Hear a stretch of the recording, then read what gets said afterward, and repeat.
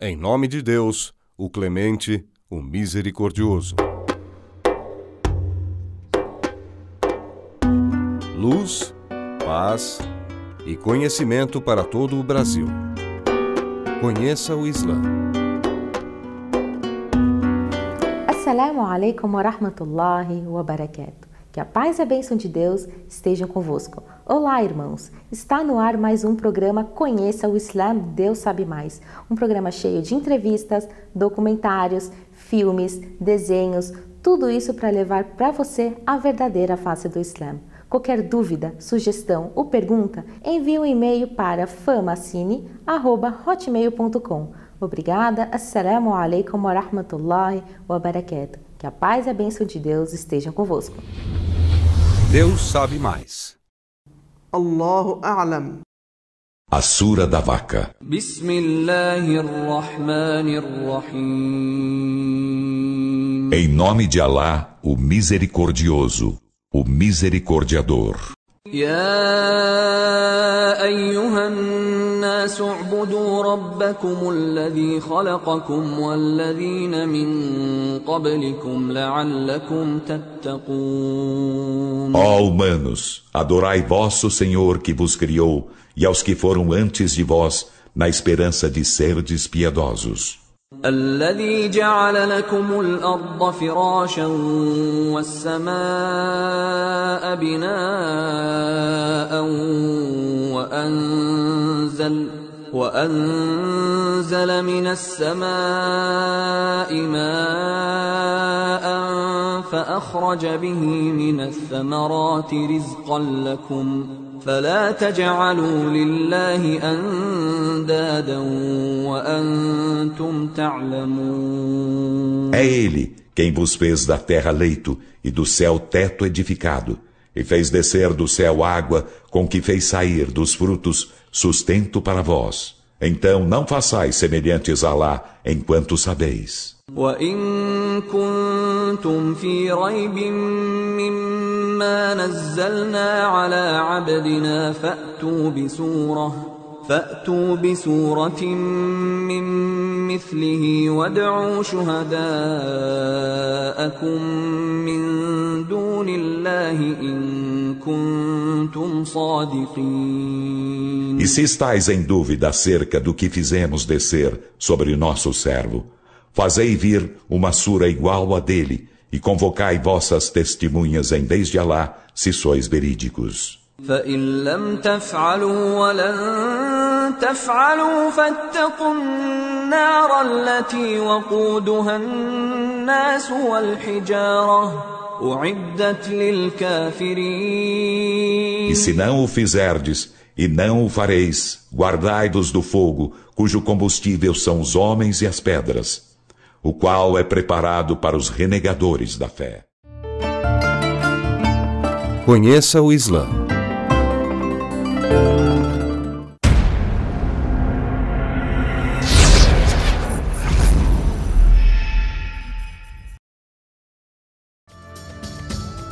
Maomé então se virou para os mecanos que haviam feito guerra contra ele. Mas, em vez de puni-los, ofereceu a eles a liberdade como a condição de acabarem com a guerra. Eles não só se renderam, mas o gesto de Maomé inspirou muitos mecanos a adotar o islamismo. O ano seguinte, 631 d.C., foi chamado de Ano dos Embaixadores, pelas muitas delegações de tribos árabes que vieram se converter ao islamismo. Um ano depois, em 8 de junho de 632, Maomé morreu de febre. Naquele tempo, os muçulmanos controlavam toda a Península Arábica.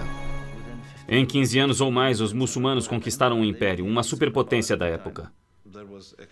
Havia uma montanha-russa de conquistas. Em um século, o Império Islâmico dominou uma área maior do que a de Roma em seu auge. Ela era controlada pela primeira dinastia do Islã, os Omíadas.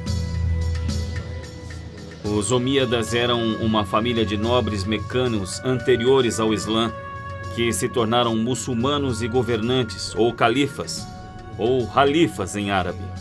depois de 661 até 750. E eles presidiram sobre o Estado muçulmano em sua larga extensão, do Marrocos à Espanha no oeste e da China à Índia no leste. E com cada conquista, milhares se convertiam à nova religião. Mas a grande maioria dos povos conquistados adotou o islamismo aos poucos durante gerações. Por muitos séculos depois da ascensão do Islã, os muçulmanos continuaram a governar como uma minoria. A ordem que os muçulmanos trouxeram com eles era mais favorável às comunidades locais. Então decidiram que era de interesse deles viver sob o Islã. Como os povos do livro, os judeus e os católicos eram geralmente isentos de conversões forçadas ao islamismo, já que eles também eram submissos ao Deus único de Abraão. Temos informações, por exemplo, de que no começo, em um lugar chamado Damasco, católicos e muçulmanos adoravam juntos em um mesmo lugar. E em todo lugar que eles iam, os muçulmanos estabeleceram uma civilização construída nos valores do Corão, como exemplificado pelos 5 pilares do Islã, os deveres sagrados de todo muçulmano. Depois das orações devotas do Shahadá e da Salá, o terceiro pilar do Islã é a caridade, ou zakat. A caridade é altamente enfatizada no Corão. Se fizermos uma comparação entre o que o Corão diz sobre a modéstia das mulheres e o que ele diz sobre caridade, não há comparação. A caridade é enfatizada 10 vezes mais. A zakat é requerida a todos os muçulmanos com a capacidade de contribuir. De tudo que você tem, você tira 2,5% e doa. Você dá diretamente aos pobres. Hoje, mesquitas locais ou organizações de comunidades muçulmanas normalmente recolhem a zakat. Mas, diferente do dízimo em uma igreja, a zakat não pode ser usada para pagar a operação da mesquita. Em vez disso, deve ser inteiramente distribuída para aqueles que necessitam.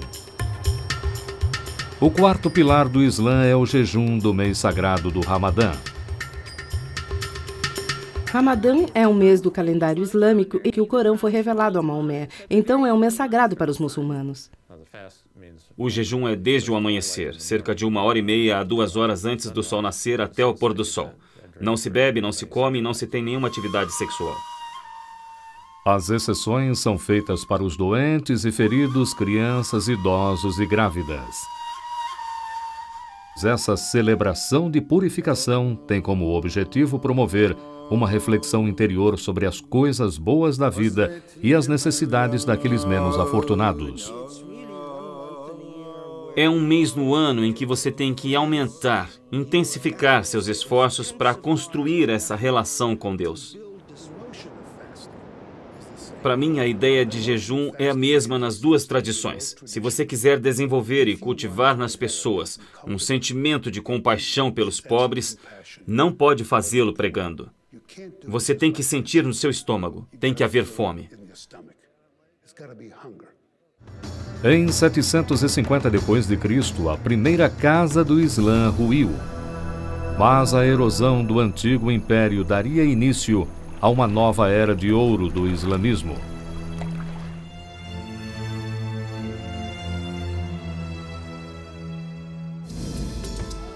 Começou com a ascensão da segunda grande dinastia do Islã, os Abássidas, uma família descendente do tio do profeta Maomé, Abbas.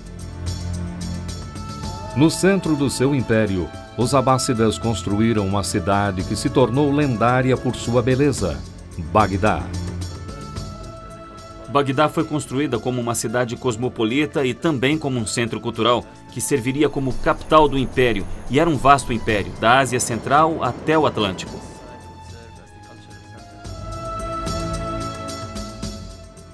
Os Abássidas trouxeram a Bagdá documentos das bibliotecas de Alexandria e Pérgamo e textos dos antigos gregos, romanos e persas, que foram traduzidos para o árabe.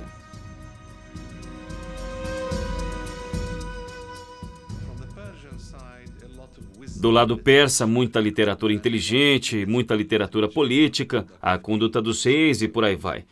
Do lado grego, o que mais os interessou foi filosofia e ciência natural. Enquanto a Europa cristã estava na Era das Trevas, Bagdá floresceu como centro da cultura islâmica. Poesia e caligrafia, arquitetura e engenharia, ciência e filosofia. Muitas disciplinas apareceram e algumas foram inventadas. Ao mesmo tempo em que se iniciou a tradução, os trabalhos eram compostos, trabalhos científicos originais, como o famoso trabalho de álgebra, a invenção da álgebra. Neste clima formal, matemáticos árabes desenvolveram conceitos de frações decimais, expoentes, cálculos e trigonometria. Até hoje, o sistema numérico usado por todo o mundo é árabe. Mas foi no estudo e na prática da medicina que o Islã realmente alcançou a distinção. Enquanto cristãos na Europa utilizavam o exorcismo e a flebotomia para curar os doentes, hospitais limpos no mundo muçulmano praticavam técnicas cirúrgicas avançadas, ortopedia e até tratamentos para doenças mentais. No entanto, ao final do século XI, o Oriente Islâmico e o Ocidente Católico entraram numa rota de colisão. As verdadeiras cruzadas foram uma tentativa de colonizar o Oriente Médio por europeus ocidentais. Elas começaram quando os turcos seljúcidas tomaram Anatólia, bloqueando as rotas usadas pelos peregrinos europeus para visitar santuários cristãos na Terra Santa. A Igreja Católica respondeu rapidamente. O Papa Urbano II, em 1095, pregou a primeira cruzada, e isso aconteceu porque ele disse que Jerusalém estava sendo controlada por infiéis. Jerusalém foi controlada por muçulmanos por centenas de anos e nunca houve esse pensamento.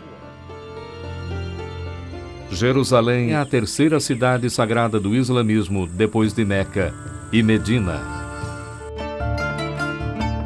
Conheça o Islã.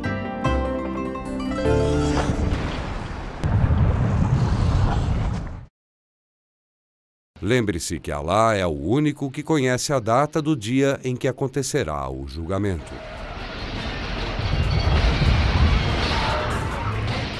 Perguntar-te-ão acerca da hora, do desfecho. Quando acontecerá? Responde-lhes, seu conhecimento está só em poder do meu Senhor e ninguém a não ser Ele pode revelá-lo. Isso a seu devido tempo. Pesada será nos céus e na terra, e verá inesperadamente. Perguntar-te-ão como se tu tivesses pesquisado sobre ela, a hora do desfecho. Responde-lhes, seu conhecimento só está em poder de Alá. Porém, a maioria das pessoas o ignora.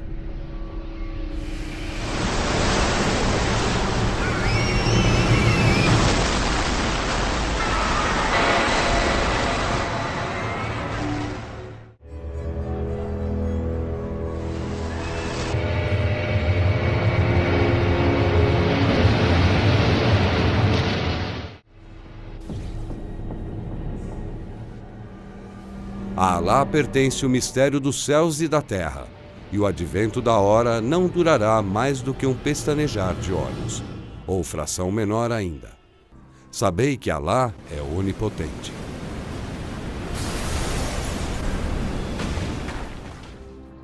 Três, a morte e depois a espera do fim do mundo para chegarmos ao número 4, a etapa número 4, a ressurreição e tudo o que acontece além da ressurreição até a eternidade. Por isso nós vivemos para a eternidade.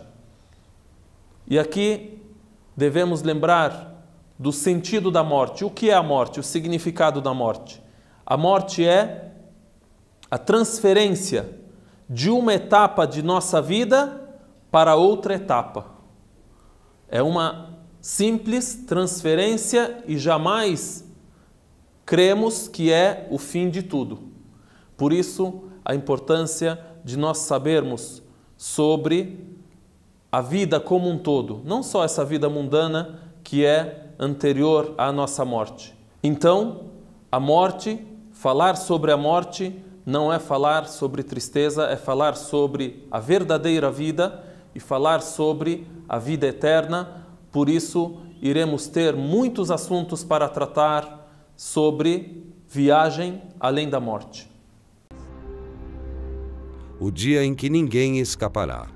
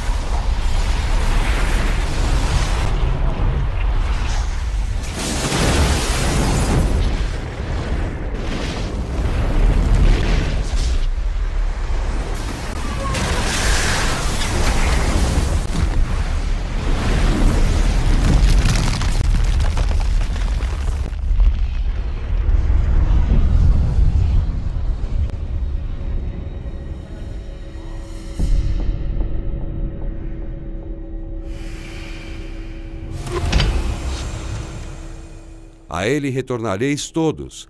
A promessa de Alá é infalível.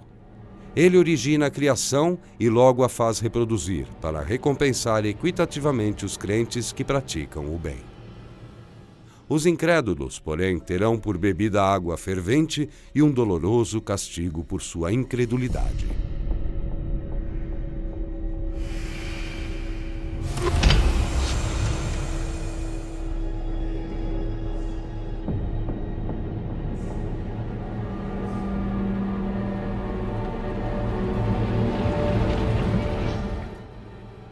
Ressurreição.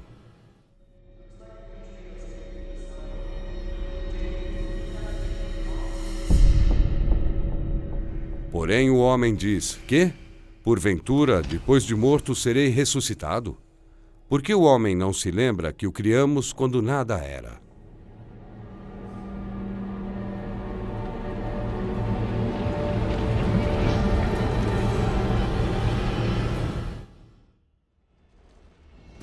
Dizem que, quando estivermos reduzidos a ossos e pó, seremos acaso reencarnados em outra nova criação? Dize-lhes: ainda que fosseis pedra ou ferro, ou qualquer outra criação inconcebível às vossas mentes, seríeis ressuscitados. Perguntarão então: quem nos ressuscitará?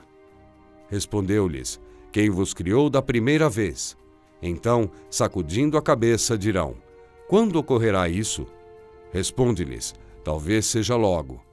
Será no dia em que ele vos chamar e em que vós o atendereis, glorificando os seus louvores, e vos parecerá que não permanecestes ali senão pouco tempo.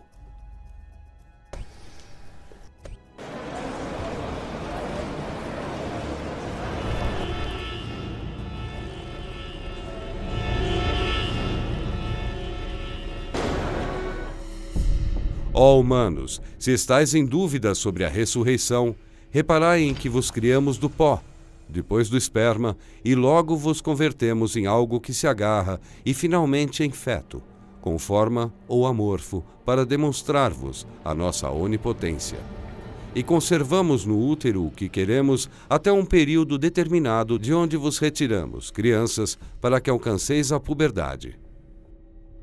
Há entre vós aqueles que morrem ainda jovens, e há os que chegam à senilidade até o ponto de não se recordarem do que sabiam.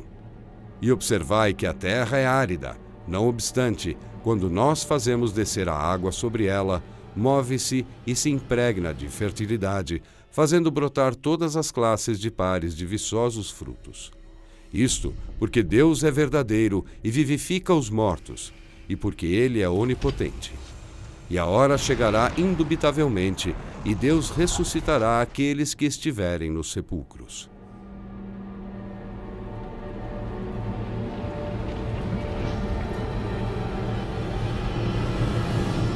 Acaso não sabe o homem que o temos criado de uma gota de esperma? Contudo, ei-lo um onipotente declarado. E nos propõe comparações e esquece a sua própria criação, dizendo: Quem poderá recompor os ossos quando já estiverem decompostos? Dize, revivê-los-á quem os criou da primeira vez, porque é conhecedor de todas as criações. Contempla, pois, ó humano, os traços da misericórdia de Alá. Como vivifica a terra depois de esta haver sido árida. Em verdade, este é o mesmo ressuscitador dos mortos, porque ele é onipotente. Conheça o Islã.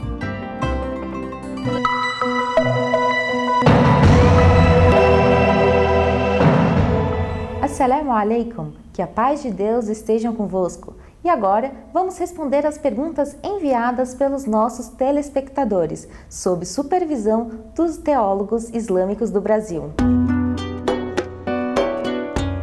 Respondendo às perguntas. Bismillahirrahmanirrahim. Assalamu alaikum wa rahmatullahi wa barakatuh. E damos início ao novo programa Respondendo às Perguntas. Respondendo às perguntas sobre o Islã e os muçulmanos. 4 mulheres? Gostaria de saber por que no islamismo é permitido que o homem case com mulher. Porque é permitido o homem casar com mais de uma mulher. Tá bom. Isso chama-se na religião islâmica em árabe ta'addud, ou poligamia. A poligamia masculina é permitida na religião islâmica e também não foi vedada, não foi proibida nas religiões abraâmicas. Não foi proibida na Torá. A prova disto, que Davi, Salomão, quantas esposas tinham? 600 rainhas. E as concubinas, mais ainda. E virgens sem número. Sem número. Ou seja, no Antigo Testamento não proíbe a poligamia. Ela sempre existiu. No Evangelho, Jesus vem dizendo que eu não vim para, me corrija, eu não vim para acabar a lei, eu vim para fazê-la prevalecer. Não pensem que eu vim para abrogar a lei, eu vim para dar o seu sentido completo. Jesus não veio para abrogar a lei de Moisés, mas veio para fazer ela valer, a lei. A poligamia sempre existiu em todas as sociedades. A não existência da poligamia legalizada é moderna. É permitido o homem casar com mais de uma mulher, ter mais de uma esposa. É permitido o homem casar, ter mais de uma esposa, e no máximo são 4 esposas, pode casar até com 4 esposas. No Brasil, é permitido o homem ter quantas mulheres? Não, eu não disse esposa no papel. Mulheres. Até não for pego é permitido. Né? No Brasil, é permitido o homem ter quantas mulheres quiserem. E é permitido a mulher ter quantos homens quiserem. Não existe lei que proíba isto. Não existe lei que proíba isto. Agora, esposa, legal, no papel bonitinho, existem regras para isto. O muçulmano, para casar com uma esposa, com a segunda esposa, quiser ter uma segunda esposa, primeiro, ele tem que ter condições financeiras. Condição física, ele tem que ter uma condição social. O que é isto? Condição financeira. Você tem uma segunda esposa, não é namorada, abre um apartamento, aluga uma casa para sua esposa morar lá. Se o casal entrou em acordo, eu aceito ser segunda, terceira, quarta, quarta esposa, fica no seu canto, eu fico no meu, não tem problema. Se é o casal, entra o casal. Mas é um direito da mulher exigir, eu quero minha casa, já que eu sou sua esposa. No Brasil não funciona assim. Bom, isso estou dizendo na poligamia brasileira, entre aspas, tá? Vocês entenderam? Ou seja, o homem tem direitos e deveres ali. Primeiro, dever manter, sustentar, proteger a esposa. Para isso tem que ter condições financeiras. Tem que ter condição física, condição de tempo e social. Ele não pode destruir uma família para construir outra, senão ele vai ter 2 pecados, nenhuma e nem outra. Tem a questão social, que é, você não, homem, chega lá, foi lá no pai da menina, fez o casamento, sou noivou, casou na frente de todo mundo, bonito. Agora a segunda esposa, ele deve fazer a mesma coisa. Por quê? A segunda não merece o mesmo respeito? Merece e deve exigir. Quer casar comigo? Vai lá falar para o meu pai que você já é casado, né? E você quer casar comigo? Com as condições estabelecidas de acordo com a religião islâmica, que você vai montar uma casa para mim também, né? Se o pai da menina falar, não tem problema nenhum, por favor, é melhor para minha família, não há nada que vai impedir. Então existem condições, regras para a poligamia ser praticada. Se não tiver condição e temer, e o homem sabe que será injusto, ele não pode casar com a segunda. Pode até querer, mas se não tiver, se ele sabe que não será justo, ser equitativos, não pode, torna-se pecado, porque acaba destruindo duas famílias aí. Mas existem regras na poligamia, não é como as pessoas imaginam. Ah, eu vou fazer na minha casa um harém, ou não é assim, não funciona assim. Isso é coisa de filme. Pois não. Se a primeira esposa não aceitar, morreu a história aí, é melhor não ficar quieto na dele. Não é? É melhor. Porque como é que ele vai convencer a primeira esposa dele a aceitar? Tem que ser muito, né? Muito autêntico, muito forte, né? Tem que ter personalidade muito forte para chegar para sua esposa, ó, minha querida, tudo bem, eu casei com as... Não funciona assim, né? Mas acontece. O homem ele tem direito de casar, vai seguir essas condições, essas regras. O mais difícil de tudo é ser justo. E o homem não consegue ser justo com ele mesmo. Imagina, não consegue ser justo com a primeira esposa, imagina ser justo com a segunda esposa. Nós não conseguimos, eu não consigo, pelo menos.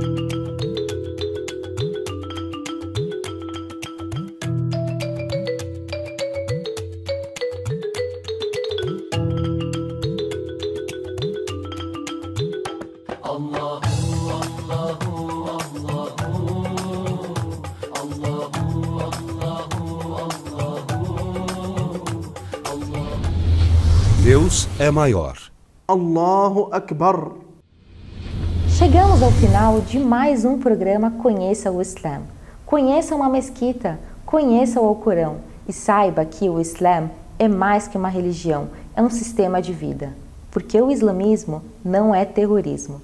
Que a paz de Deus esteja convosco. Assalamu alaikum.